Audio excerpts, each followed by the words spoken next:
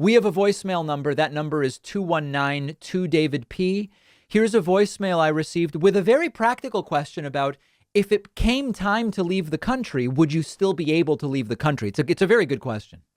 Hi, David. I just heard you say on the stream that if the United States becomes a full-blown dictatorship by 2024, Yeah. you will be leaving the country.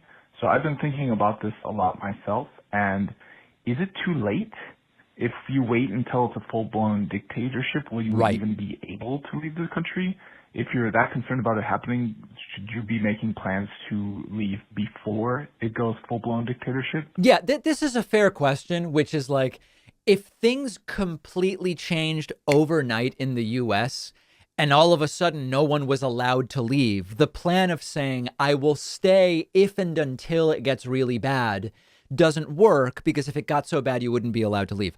I don't, when we talk about the Canadian political scientists who said the U.S. could be a dictatorship by 2030 or whatever else the case may be, I believe that it would be a continued slow slide in that direction. And I am counting on the belief that I would have time to get out if such a time came. Now, if it's so slow that the frog doesn't realize it's getting burned, right?